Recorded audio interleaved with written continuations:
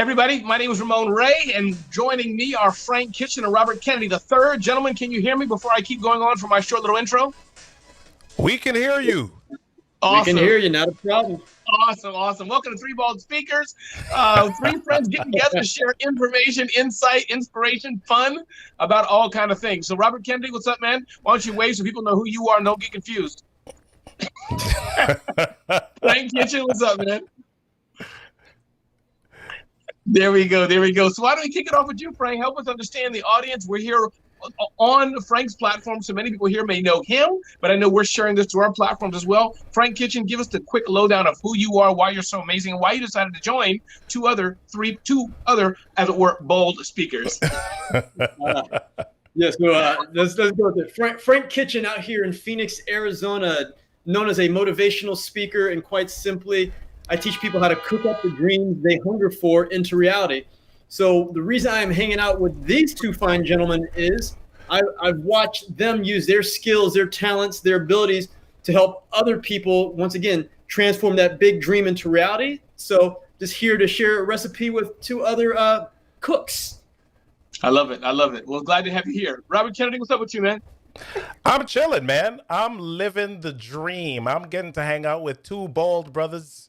And I think my ego is feeling really good right now. You know, sometimes you feel shame in life and you try to cover up. But when you get in community and you can commiserate and have fun and see how it's possible to be good looking and bald, yeah, I love it. And let's phrase it like Michael Jordan, bald by choice, where you just shave your head once a week, or bald by you just bald nature. So, but don't forget, Robert, tell us also who you are and your brilliance and what you bring to the table. I know you're a man of many talents. I think, Frank, is it Robert has 97 talents or 98 by now? I can't remember how much skill he has. Just give it another 30 seconds. He's got interest piling on, so it's probably 99 right now. Robert, who are you, man? Listen, I am Robert Kennedy III. All the cool people call me RK3. I hang out with great people. I hang out with business leaders in corporations, teaching them how to deliver critical messages with confidence. I work with them on presentation skills. I work with them on business storytelling. That's the B2B side of my business. But on the B2C, business to customer side, I work with coaches, consultants, service-based businesses, helping them to deliver stories that connect as well. So I do that through courses, coaching, et cetera, et cetera. And so, yeah. Hold on one second. We got somebody saying, "Hey, bald guys." Good. And read the chat out for us, Robert, on my phone. On my system, I can't see it. Tell me what it says. It says, "Hey, bald guys, I love it. Happy New Year." All right, that's Kelly Bullock Doherty. Yeah, that's Kelly from Ohio. Now Kelly is a professional speaker, aspiring professional speaker, and I talk about what we do. Robert, you drop the deal, but I've been helping aspiring speakers stop speaking for free and get paid to do it. So Kelly, we met several years ago, so she actually left her teaching job to start her career. And the cool thing about Kelly is we're sharing right now, her son in high school or whatever is like part of the Olympic bobsled, team. I mean, he's like in the juniors. So it's kind of cool to watch her not only do her speaking career, but watch her son, her husband, family try to help her son get into the Olympics. I mean, that's amazing. That is powerful, Frank. And talking about family and talking about her family, thank you for sharing that, Frank. Why don't we just start on there? I know one thing that I've seen, and I'm sure Robert agrees, you integrate your family quite a bit into what you do. This is not saying that Robert and I don't love our families. We love our family dearly. It's just how you present yours. Yeah. I see your either kid, son, pet, I don't know all the people in your world, but around you. Why is that so important? Why do you do it? And what should we learn from it? Wow. Well, I mean, it's all marketing. They say you got to use either kids or animals to draw people to you, right? So, I mean, yeah, I guess you can say I'm using my kids, but no, I mean, I'll be honest with it.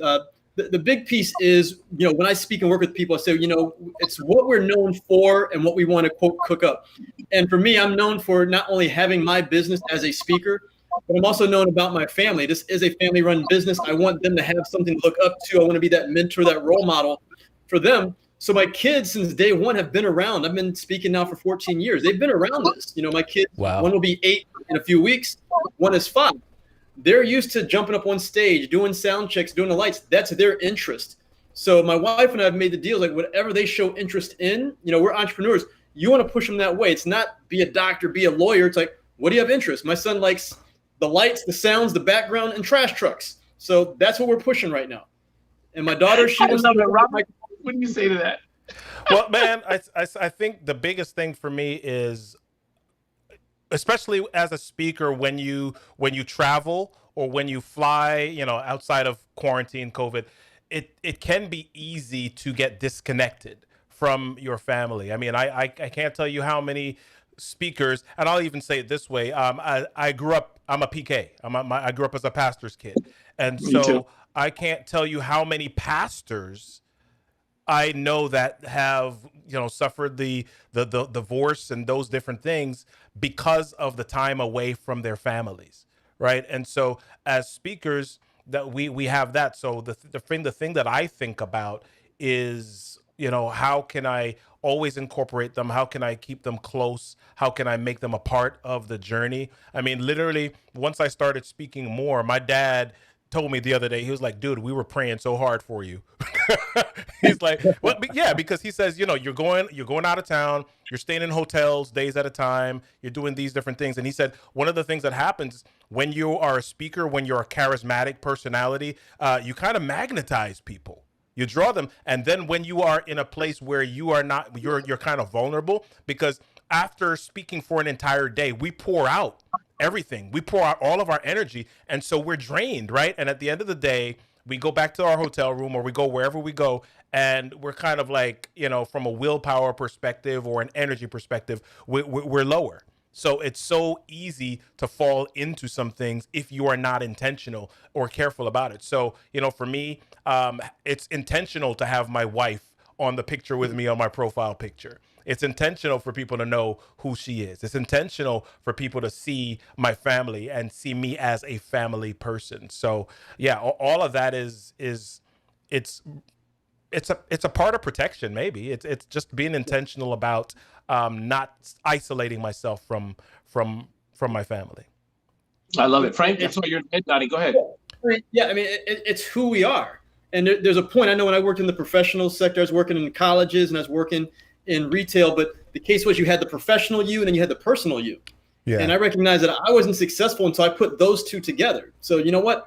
I am a father. The reason I connected with both of you is I went to your pages and I see you being fathers and husbands, because I met a lot of speakers. I've met celebrities and, these big people where they're, quote, successful in their professional careers, but their personal careers are, quote, in shambles. And I've even watched, some of these speakers where it's like, oh yeah, it's like, I'm here. But it's like, well, where are your kids?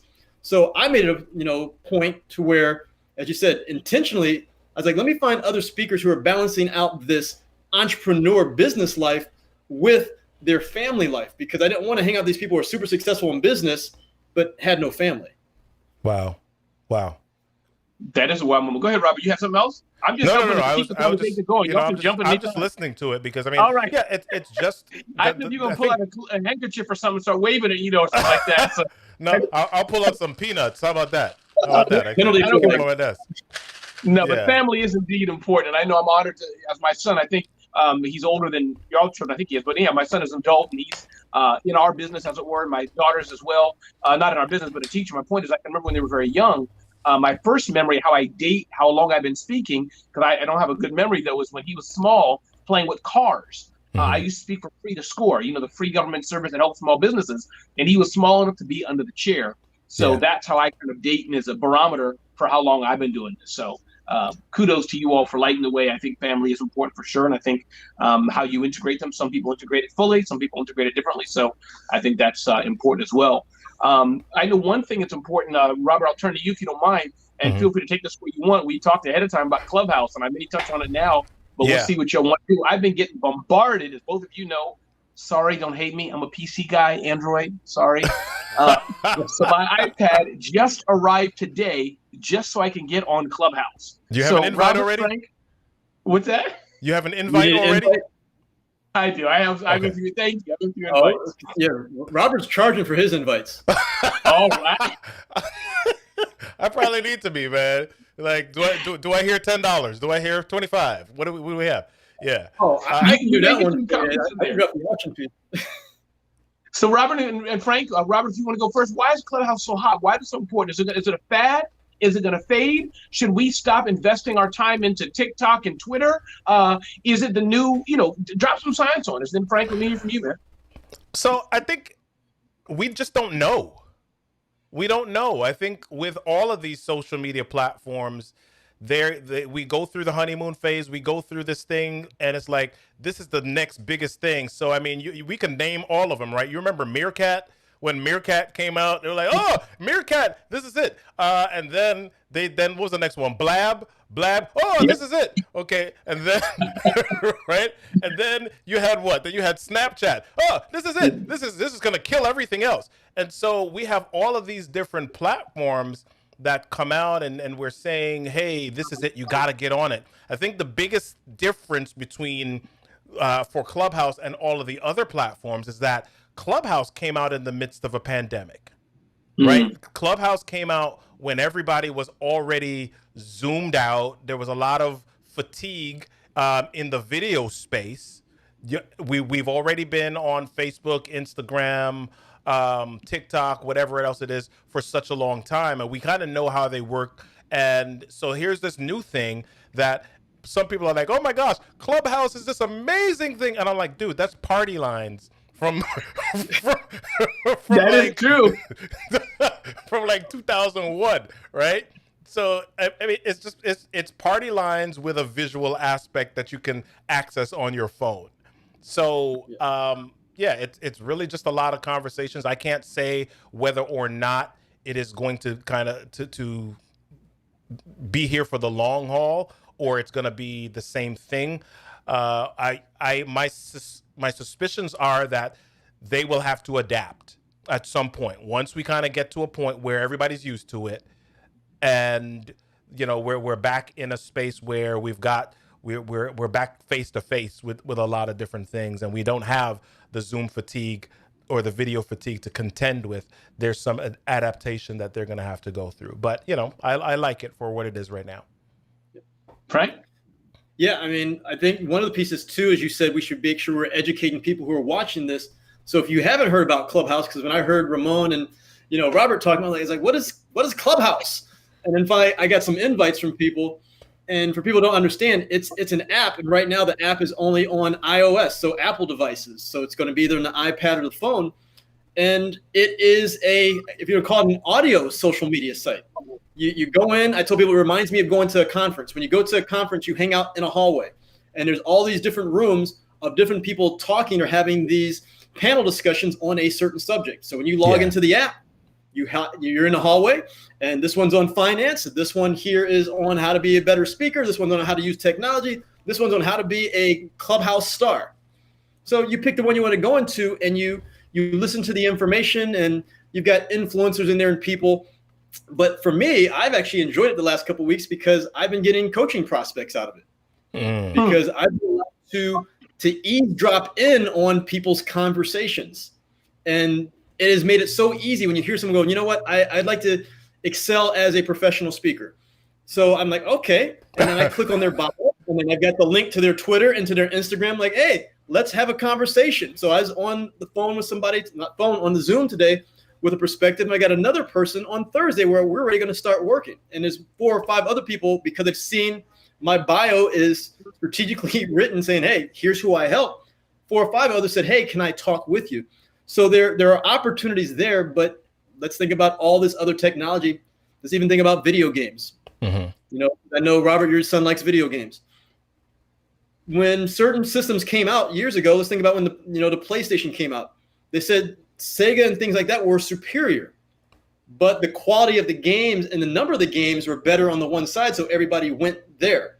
Yeah. So I think when it comes to Clubhouse, it's going to be the value of the content as far as who's on there, because certain times there's nothing on there, and there's a lot of, quote, garbage on there. People are just talking to be talking. But then other points of the day, you'll see somebody like Ramon on there, and he's dropping just valuable information. It's like, wow, this is like a mastermind. This is like a free class. Let me jump in.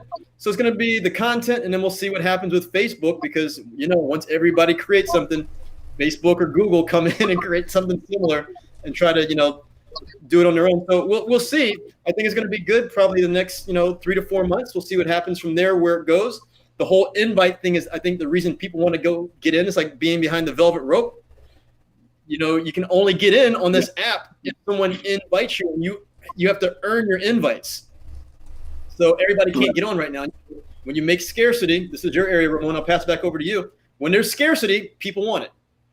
Yeah. No, and to your point, that's the only reason I paid for a $400 iPad last week, just because I was annoyed at Robert and 500 of his friends inviting me, you know, different of my friends doing it. But I'm curious, Frank, to Robert's point, what I find interesting, to get a bit technical, but y'all correct me if I'm wrong, is that Clubhouse and these other newer apps, even Blab and Periscope, ride on the back of the existing social networks. So as I understand it, Clubhouse automatically tweets out or something and says, I'm online now, something like that. If I'm wrong, let me know. But it seems like their popularity could be directly related to how big your existing social networks are, unlike Facebook, which came from zero. Twitter seems totally closed. It's a tweet in itself. But Clubhouse, it seems to need other social networks to let people know you're part of it. I could be wrong.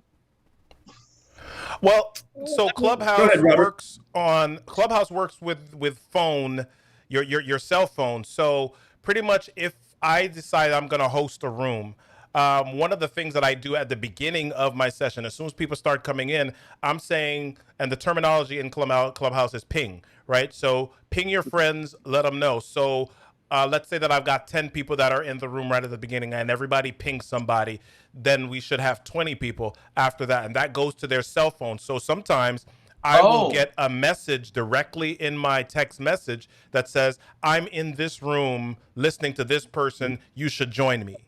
And so I'll click the link and it'll go right to that room in Clubhouse. So yeah, you can share like on Twitter, but the primary mechanism is notifications via the app or people pinging you from the room. And I think they just adjusted. You can have interests. You can filter by your interests. So if you open the app, you'll see based on your interests all of the different rooms that are live at that moment talking about stuff that you like. Right. And there's a space for it. So like my wife, she's already saying, hey, Frank, I'd like to host a room. She is a homeschool mom. And she goes, hey, I want support. So it's almost like going to a coffee house, you know, where you can just talk to friends. So she already found one person on there who she's following. She's like, I'd like to go start a room, you know, call it home support for homeschool moms. And they're just going to talk how we are talking right now and share information back and forth. And if people find that of value, they will show up. Or as Robert says, you ping people in. It's like, this is, you know, good conversation. I was in today with a group talking about how to be virtual MCs, you know, to help run and host events. That was of value to me because of my interest. So I went in there. And when you go in, it's just like going to any type of workshop or convention. If you go in there and the person's providing value, you stay there and you invite your friends over. Like, oh my God, this one's good. If it's boring, they're not giving any value, any, you know, thing that you can apply to yourself, you check out. And the beauty is all these rooms, they'll let you know exactly how many people are in there, and you can see who the moderators or the hosts are. You know, we all know who the people of value are. You know, you know, Ramon, you hang out. Yeah, you hang out here, but I've seen you work with Gary Vee. If I see Gary Vee's in a room, I know he's dropping, you know, content. Let me go out in there and see what's going on. So it's just a good way to network. But the barriers now is you've got some really big influencers. You know, Robert can be in there talking, and people can raise their hand and talk to you one-on-one. At that point, you may not get that conversation. And because it's audio, you've heard people, they've been in their car, they're out taking a jog. They don't have to have a camera or a fancy setup. So it's just another lane on the highway to provide information, and we'll see how many people get into that lane. Yeah, I like it. And it sounds to me like it's the beginning days of Twitter, other tools. Facebook seem to have taken off, but Twitter, I think, still to a degree, notwithstanding the hockey stick that the current president has done on it. But I think, you know, Twitter still for the digerati, I think the word is, even though we think it's everybody, it's still slightly news reporters, geeks. It's not as big, I think, as Instagram, your grandmama. Right. Everybody's on it. So that's just my intuition. But we'll see tonight. Once I get my iPad, I open it up, I will be on Clubhouse tonight. Yeah. Those, right. If you want to share really quickly, if people are watching, if you're watching, feel free to make a comment here. We'll be glad to answer thoughts, questions. Also share this. Share this stream out with friends, people that you know that like bald men. Yeah, okay. Absolutely. And listen, we're raffling off 1,000 hours, 10,000, 100,000 hours of Frank and Robert, not mine, but Frank and Robert's time for those who All right. We don't want to raffle it. Let me, because of my background doing auctions and fundraisers, let's just go ahead and auction it off. That way we put two people against each other. That's how you raise more. So let's find a charity. I know you've got some great charities there, Ramon. Let's find, if we're going to do something like that, let's just do it for a good cause. Absolutely. Absolutely. I know one thing we also wanted to touch on, Frank and Robert, again, Frank Kitchen. I think frankkitchen.com is the best way to find out about you, Frank. Is that right? Okay, cool. And robertkennedy3.com, I believe. robertkennedy3.com. Yeah, and I'm ramonray.com. But I know one thing we wanted to touch on, indeed, 3, is what we're doing in 2021. I mean, I'm happy to start out. For me, I must say there's nothing much different happening this year in a good way. I'm not making any drastic changes, and I'm blessed at that. Over the past year and even before the pandemic, I've gotten to a lot of it, how to be a better leader, reading, various books on leadership, because that's been a weak area. I'm a marketing person and a tactician, but not really the deeper of building a team. So over the past year, I've had regular team meetings. I've been better about what is my flywheel, stealing from Jim Collins, the things that I do well, pillars of my business. Some people call it, I forgot other things, but I call it pillars. Like, what are the key things that we do? And that's it. So for me, we're just making tweaks to what's existing we're doing in Smart Hustle. So that's what I'm doing for 2021, and things like this, hanging out with friends, but nothing like I can't say, oh, this is all changing. I'm grateful that those changes have already been made the past year, which I'm blessed to say have set me up for success, even when COVID happened and even today. But Frank, I'll turn to you. Anything that you think 2021 you're doing different, or maybe nothing at all? I don't know. The different piece for me is just stepping the game up. I mean, there's one thing to teach to people, but you have to apply what you teach. So for me, it's like the speaking's been good. Last year, obviously, like a lot of people, it took a hit. But the back end of my year, I don't know how everybody was the first 6 months, but my back end, the second 6 months, opened up new doors for me with this virtual world. It leveled the playing field. There's a lot of people who got out of the business, and with virtual and being able to set up a studio in the house and access to studios, there's people who are looking not only for speakers, because that knowledge still has to be shared when it comes to leadership, teamwork, community development, but they want somebody who can do it in an engaging way online. So for me, it's the big piece, as you said, about the tweaks, is to really go after, quote, these bigger fish, because we've got some big dreams for us. I'm like, I'll share here. The big dream is we want to get a house for the family. He said everything's family. And we want the house complete with the Zoom room. So we got to get a studio. My son's already talking about building a stage. So that's the big thing this year, is make the money, get the house, provide more programs. Wow. I love it. Robert? Oh, Frank is still, maybe there's a delay? No, that was me. There is a delay. Let me fix that. No, that's not your fault. That's mine. Oh, Robert just totally he had something. Frank had the best stuff he was saying, and Robert just muted it out. Wow, man, it's like that. No, didn't mute it out. I was trying to do something. Hold on 1 second. It's all good. We're an experiment, Rob. So Robert's in the background here. He's using Ecamm Live. We're multi-streaming the platforms. He's a producer and a speaker. So Frank and I are going to move our mouths while he plays around and does that. But I think, Frank, you're right on that. And I think going back to that, priority is important. I think, as you said, what are the goals we're trying to do? I think about a year or two ago, I talked to my wife and said, hey, listen, let's build wealth. And we had to sit down and I had to think, what does that mean? It doesn't necessarily mean I'm trying to be a rich person, because that was what people thought, nothing wrong with it. But I said build wealth for us means when I don't want to move anymore, I can't move, or I want to just fish, what happens? So I had to be clear that I don't want to just build a business and just, live off Social Security and have bread and gravy, for dinner. I want to do a bit more. So I like what you're saying there, Frank. Robert, you good to go? You want to share what's your 2021? 2021 is really about, as you guys probably do, or you've heard at least of this, choosing a word, a guiding word for your year. My word for this year is leverage.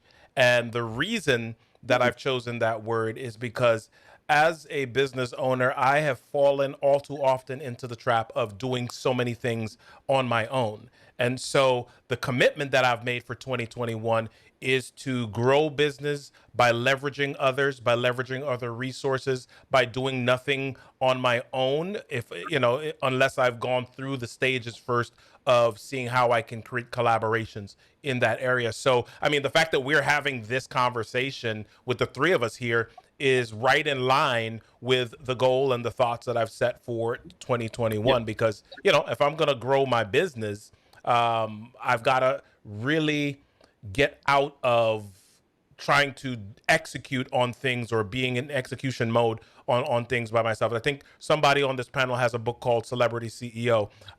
And so I've got to have that CEO mindset, which says, okay, what's the idea that you're looking to create? What's the thing that you're looking to build? And then strategically, what are the resources that you need to access in order to make that happen, instead of trying to figure out, well, geez, how many hours do I have left in my day so that I can do it?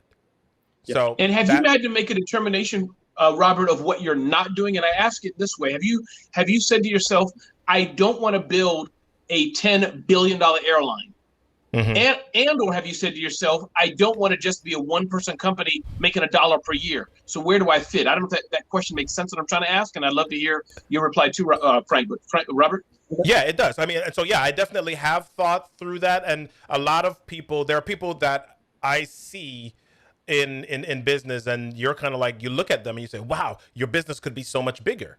And my goals are not the same as everybody else's. Some people are perfectly fine. They're like, listen, I don't want to people manage. I don't want to deal with personalities. I don't want to deal with any of that stuff. I'm perfectly fine being freelance, being consultant, being 1099, being this. That's what I want to build. If I want to hire a VA or 2 or 3 to do some things, but I'm perfectly fine with this.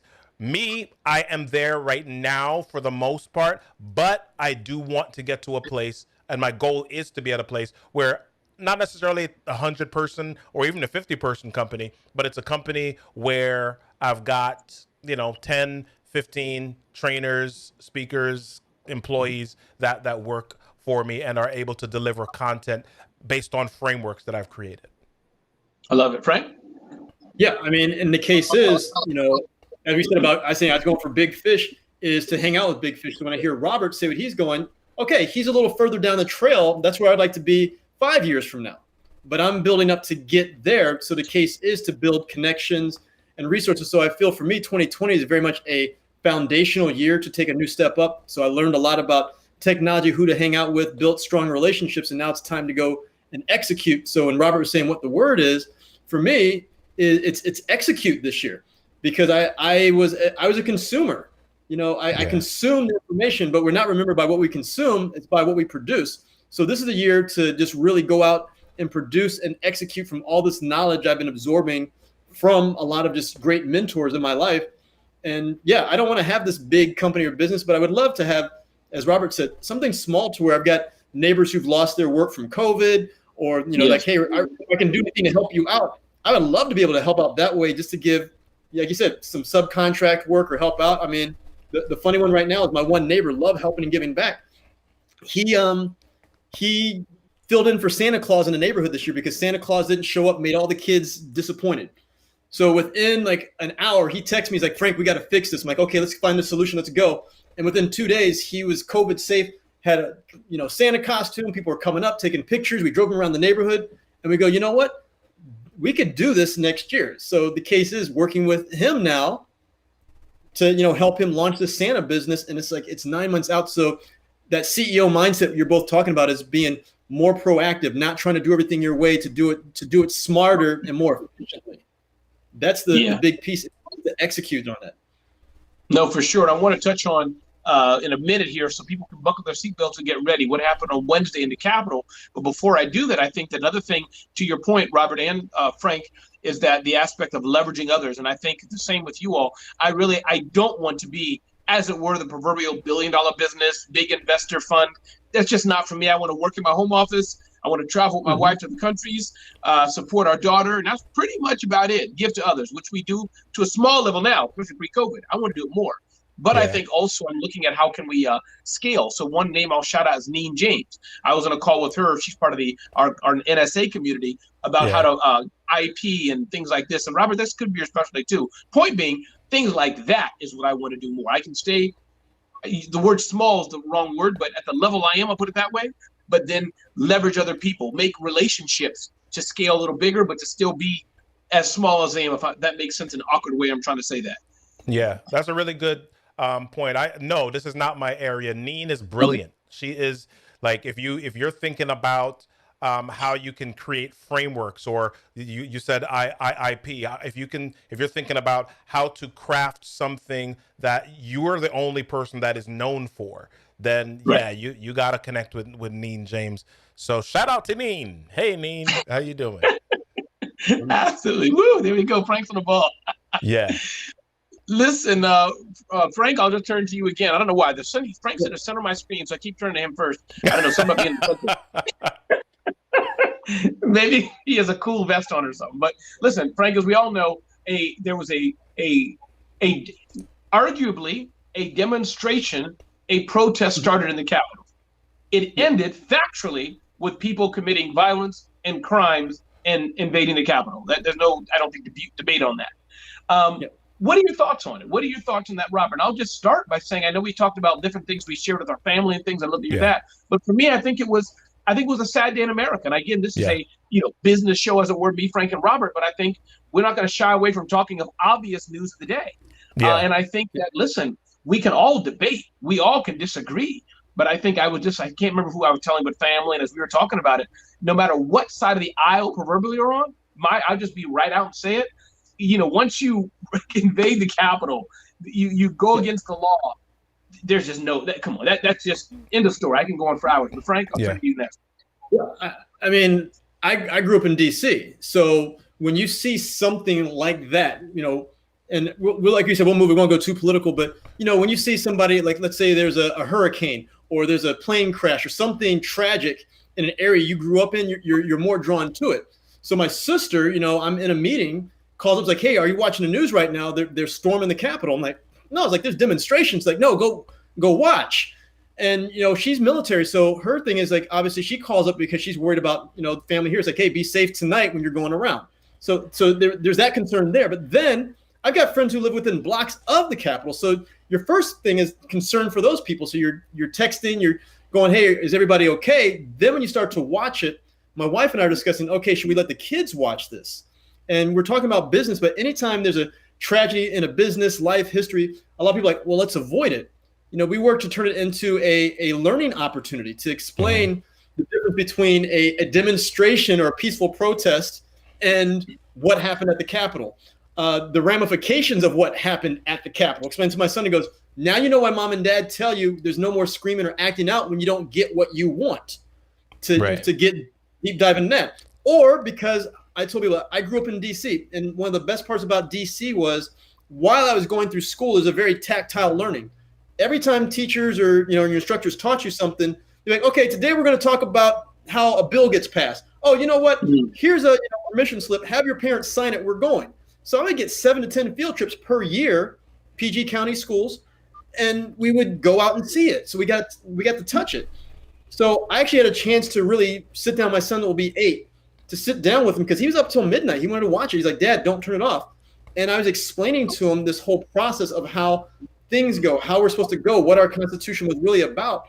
So there's a lot of negative, but I had some really deep conversations with my wife, with some friends and the kids. So I see some positives because there's some conversations that we haven't normally had, or people within my sphere goes, oh man, Frank, I see what you're talking about. Because, I used to teach leadership about, I was like, how you demonstrate versus, the ramifications of your move. And I'll pass it over to Robert, but my one friend Roger said this, if he's watching, he's a poli-sci. We talked for about 3 hours that night. He goes, politics and everything that's going on, he goes, it's a game with real life ramifications. And there's some think it's just a game and don't think anything's going to happen. But we recognize if you think it's just this game and think of us as business leaders and speakers, we have to think about the results of our thoughts, our actions, our words on other people, because we can inspire people to do great things, or we saw people can be inspired to do some really just non-American, just ugly things. I'm going to pass it on to Robert. Yeah. I think one of the dangers of news, social media, and just kind of seeing things on TV is that it increasingly creates this disconnect from human emotion, from really feeling or an empathic response. And we kind of see stuff and we immediately label and we categorize people, like everybody that was on the lawn thinks this, everybody that was there thinks the same things as the people that busted out the windows, and the people that were interviewed by the news media that were, looking a little bit nutty, for lack of a better term, are the same people that were, on in all. And everybody is like this, what's the word that I'm looking for, homogenous group that they just kind of, they all just think the same thing. And so we forget that there are feelings inside of all of this. There's emotion inside of all of this. I mean, the thing that I think about is, like, my gosh, I watch this and I see people about their normal day, doing what they feel is their civic duty, what they've been elected to do. And then all of a sudden you're crouching behind a bench. All of a sudden somebody busts in, the security busts in and says, well, you got to go now. You got to go now. You got to go now. There's danger. And we separate that. I mean, I want people to put themselves in this situation. Like, when you remember the time that you were at home and you got scared, somebody busted in the room and you were freaking out because you didn't expect that thing or that person, right? You're going about your normal day and all of this crazy just happens, and people are calling and texting from their phones, calling their loved ones, texting their loved ones and saying, oh my gosh, this is happening. I remember I was a teacher for 10 years, and I remember the day clearly when somebody busted in my classroom door and said, turn on the TV. A plane just crashed into the World Trade Center. Yeah. Right? And I remember just kind of the feeling like, man, what would your feeling be like if you're on this plane and you're disconnected from everybody, and you just want to get a last word or a word to somebody that you love. So I mean, as I watch the events unfold on Wednesday, those are some of the things that I'm thinking. Yeah, I know that there's some stuff that is not fair in our country. I know there's some flaws that we've got to fix. But from an individual people perspective, from a feeling perspective, from a just experiencing what your fellow man is experiencing perspective, wow, it shines a light again on how disconnected we tend to be from reality. Well, yeah, and I like how you say reality. Like, I shared it on my social media posts. If anybody wants to find me on Twitter or Facebook, but I've got a friend. He's a speaker. His name is Eric Bailey, and he wrote this book. It's called The Cure for Stupidity. And he had this brilliant piece written in his book saying that perception is greater than reality. So, if you thought there's a spider climbing up your neck right now, you go and, like, even though you guys would tell me there's no spider there, I'd still perceive that as being real. Yeah. So back to this last week is, for a lot of the people, this is their reality. Things were stolen from them. It wasn't there. Like you said, the emotion of the piece, and they got so worked up about it. And when Eric wrote on there, he goes, even if you find out what reality is, if you think it's wrong, he's like, our natural defense is we don't want to admit that we're wrong. Yeah. So we'll go, because people, like my wife's trying to get an understanding. I've got a friend who goes, hey, it's not about being right or wrong. It's about understanding. He's like, we've got to come to a place of understanding first versus you're right, you're wrong, I don't agree. And to understand why groups got so worked up. And at the end of the day, I was like, you know what? You can be talking about all these people and point out the problems. One of the first texts I did later that night was a text to my sister going, and I did a couple things that night. But the first one was a text to my sister, and I go, hey, you know what? I love having you as my sister. Thank you for checking up on us, even though we're, time zones away. But she wanted to make sure her niece, nephew, her brother, and, her sister-in-law were fine. So I'm like, hey, thanks. It's like, I know I don't say this enough, because my understanding of the feeling was, okay, there's a group who aren't, hearing that piece. So I'm like, let me go there. The other one was, and I'll let you two share what you're doing, is because we're offering, strategy today, was I jumped Facebook Live and I didn't know it was going to take off. I was just speaking from the heart, and I go, everybody, you know what? There's a lot of ugly stuff going on in DC. It's like, we can't avoid it. It's like, I'm about to go into training right now. And it's like, I really can't avoid that. I was like, but we've got this world where we're pointing out problems, but we don't point out solutions. And I was like, my solution today is I'm talking to people about how to start their new year off fresh and how to, get positive results. I was like, I'm going to invite everybody in for free. I was like, why? I was like, that's within my scope. I'm like, if you can hold a door open for somebody, because you talk about these things, I was like, we got to take care of each other. So I was like, hey, this is what I'm doing, not to just point out, hey, that's a problem over there. Look at those people. How dare they? Well, how do we change? It's not just up quote to our leaders. We've got to go be a part. So my thing was to offer free trainings to people last week to say, hey, you know what? Somebody cares about you.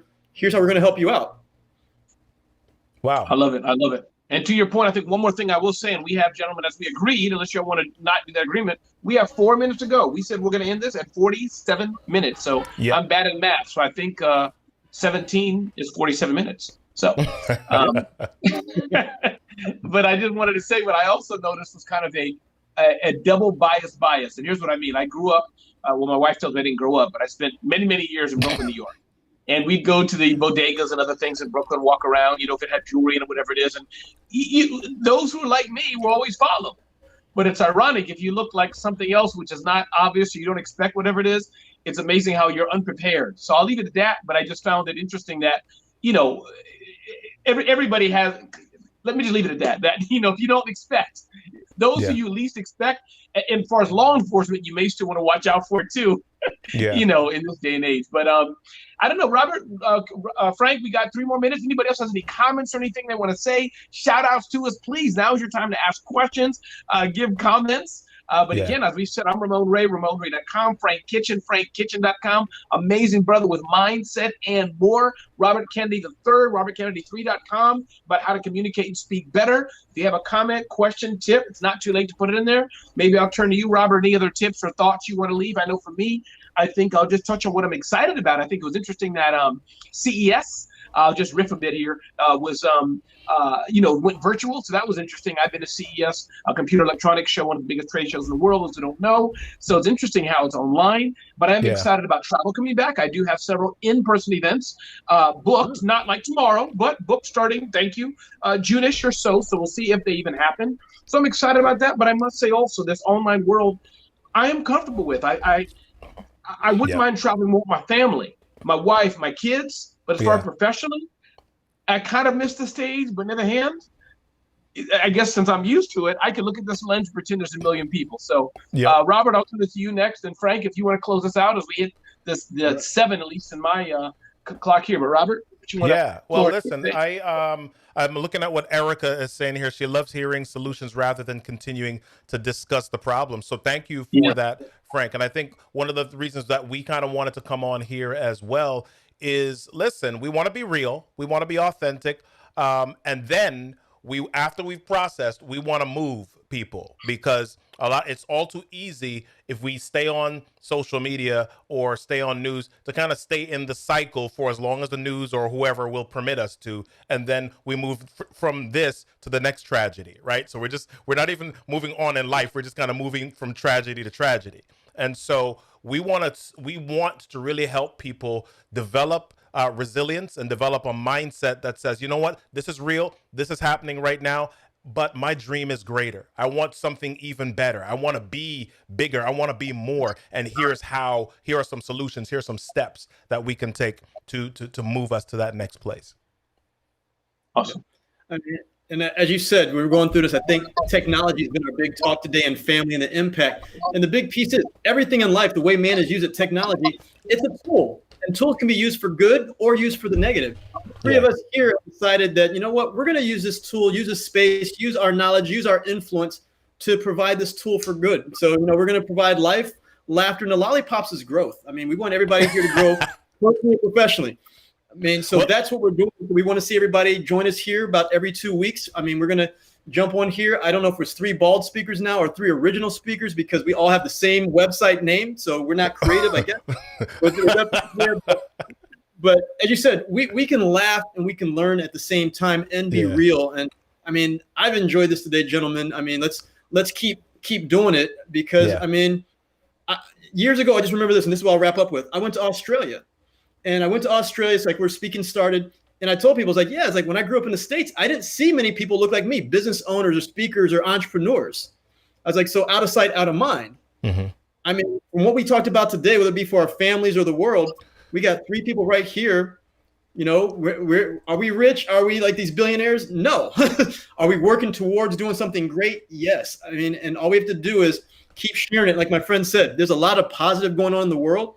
Yeah. We just have to make time to show it and look for it.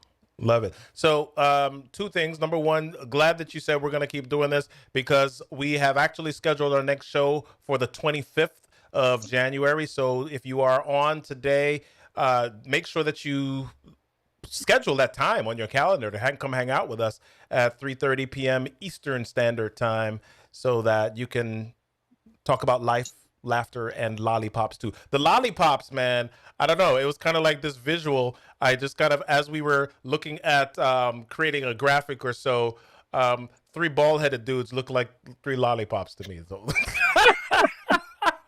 I'll take that. Oh boy, gentlemen, y'all are too much. I've learned a lot on here. It's been fun. Everybody listening, don't forget to check out frankkitchen.com, robertkennedy3.com, ramonray.com. Frank, thanks for hosting me behind the scenes. Robert, whoa, thank you to Frank, but I meant Robert. Thanks for hosting me behind the scenes. So, love it. See y'all in 2 weeks. See y'all in 2 weeks. Maybe we'll get one Clubhouse. Do it on Clubhouse. You're asking for a lot of stuff, man. Whatever possible. All right, y'all. See ya.